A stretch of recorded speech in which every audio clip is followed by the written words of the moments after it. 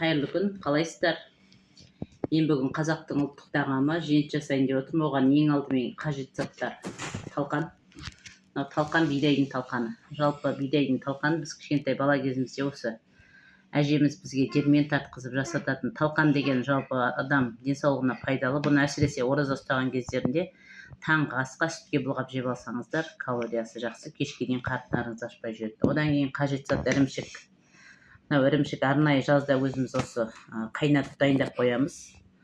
Дайындап қойғаннан кейін оны еттартқыштан өткізіп, осылай тоңазытқышқа салып сақтаймыз. Одан кейінгі керек зат қант, барлық үйде бар нәрсе ғой енді. Одан кейінгі мейіз, енді мейіз жақсы дәм беру үшін мейізді қосамыз. Сол алдын ала жуып дайындап қойдым, мейізім дайын. Одан кейін печенье керек. Печеньені қазір ноқтаумен үгітеміз.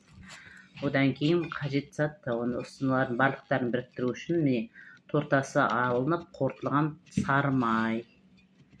Енді осылардың барлығын жасау біріктіру үшін ең бірінші печеньемізден бастап үгітеміз. Ең бірінші мынау печеньені үгітіп аламыз. Ол үшін міне енді бұл көп болатын шығар, кішкене қазір азайтайын.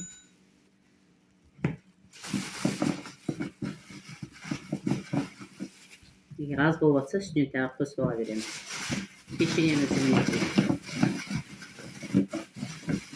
талқанымызға салып, осылай үстінен ноқтаумен етіп аламыз. Енді өздеріңізге блендермен де үгітіп алуға болады. Менде блендер болмағандықтан осылай істеп жатырмын. Болмаса, еттартқыштан да өткізіп алуларыңызға болады. Жалпымен де үгітіп алу өте оңай.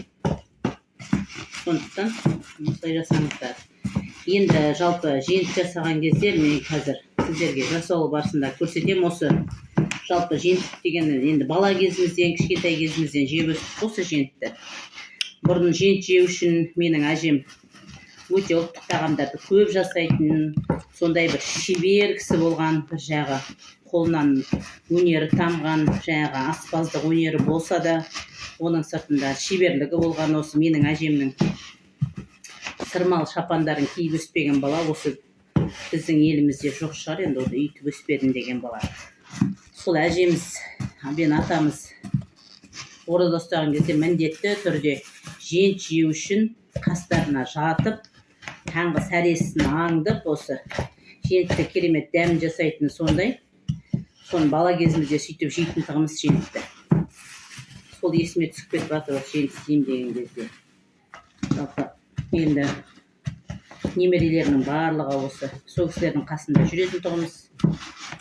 Сол әжемнен кішкентай болсақ та женттің жасалуын көрді, қалай жасайтын. Енді сол өзімнің әжемнің рецебімен жасап көрейін деп отырмын бүгін.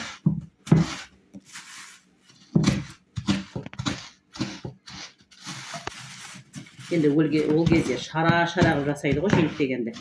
Балаларына беріп жатады, өзі көп балалы ана болған, немерелері бар, одан қалды сол кісілерге өзі шара-шара жасап, қатып беріп жеп жататын.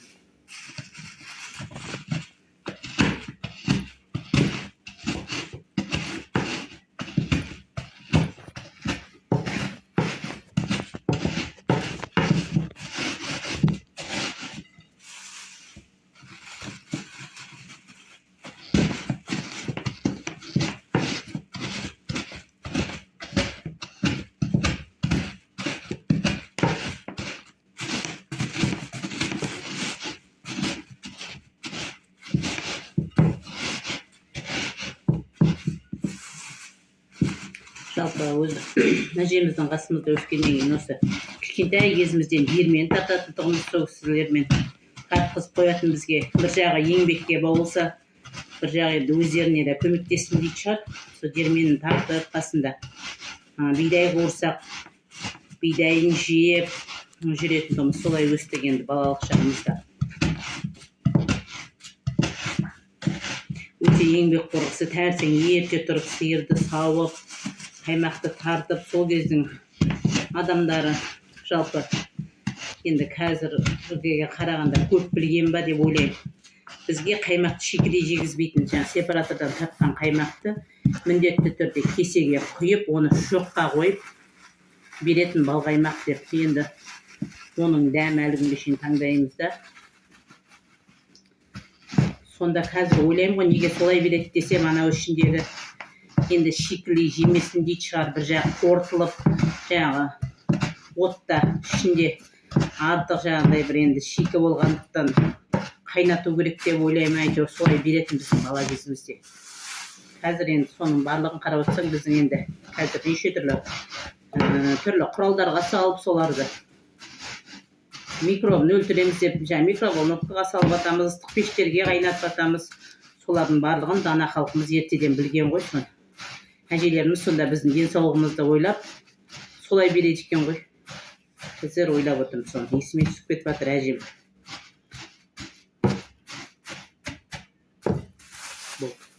Енді жентімізді біріктіріп жасаймыз. Ең бірінші мен міне талқанын салам.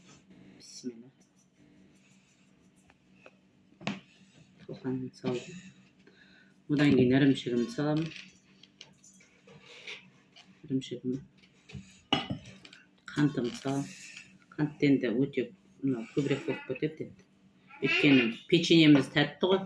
Сол үшін қантты өте енді кейбіреулер тәтті жақсы көрсе көбірек салсын. Енді мен енді осындай мөлшерде салдым. Енді мана ұлып алған печеньеміз бар мына жерде.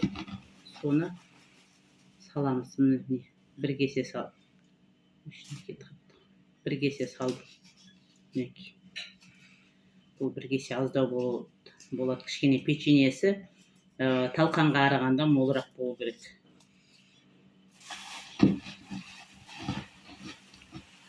Бір кеседен артық саламын. Мінекей. Арасында мынандай іргіліктер бар екен, енді қолмен еш жіберіп жатырмын. Жаңа молырақ жасаған кезде есіме алған. Міне. Енді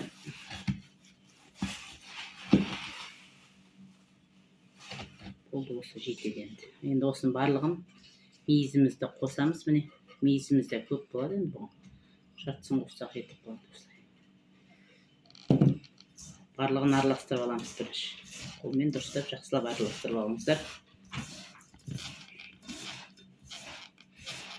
Жалпы мен өз басым жентті жақсы көремін. Сондықтан енді қыс кезінде көп жасаймыз біз енді. Жаздан гөрі қыстан көп жасаймыз. Осылай араластырып алыңыздар.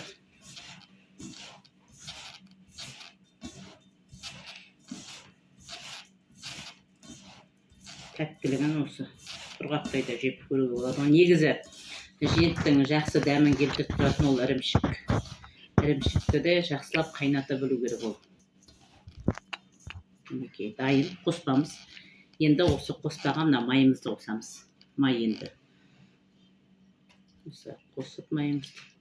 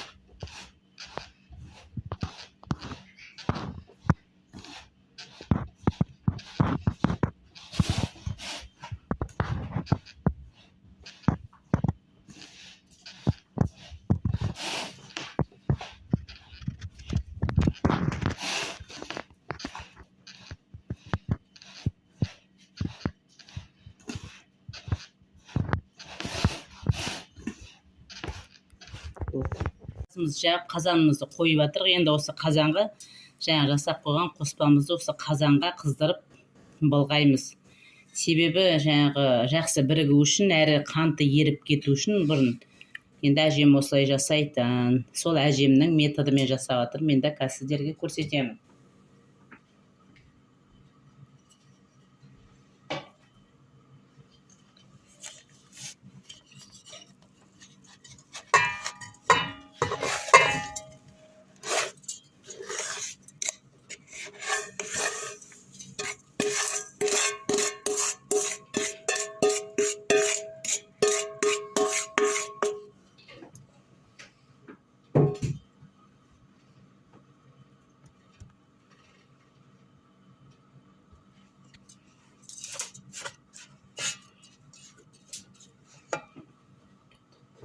Мінекей енді қазанымызды оттан алдық. Енді қайтадан осы ыдысымызға саламыз.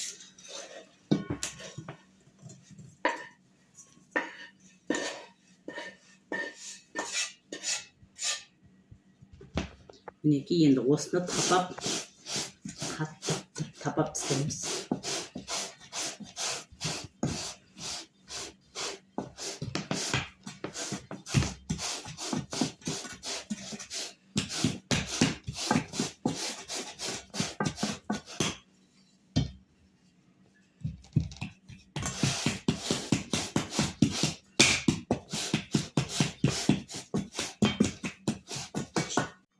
Мінекей қазаннан түсіріп алып енді жентімізді осылай ұрып, тапап қатты.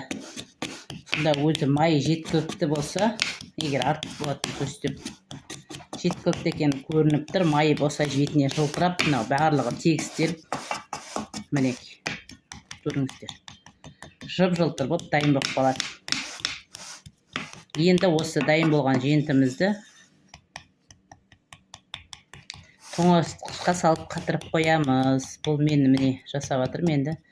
Тоңазытқышқа 4-5 сағатқа салып қойыңыздар. Содан кейін шетінен омырып жеп шай ішуге болады.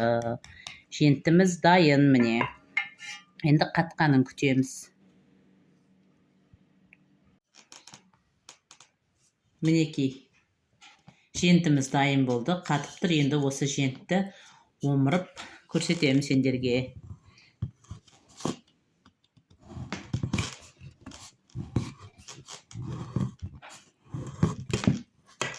Мінекей. Осындай болып омырылды.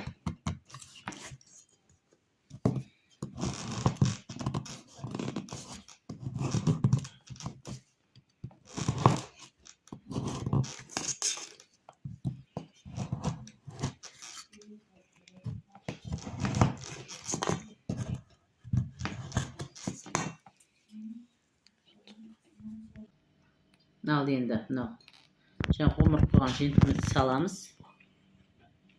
Осылай жасап, сіздер де жасаңыздар үйде, жасауға кеңес беремін. Өте көп зат керек жоқ. Қол жетімді және жалпы десерт қойын, бұл біз ұнайды сіздерге деп ойлаймын. Мінекей керемет, енді дәмін көрейік. Әдемі дәмі. Міне жентіміз дайын. Енді шай ішуге болады. Ас болсын. Сіздер менің каналыма тіркеліп, қолдау жасап кеттіңіздер. Мен сіздерден қолдау күтемін.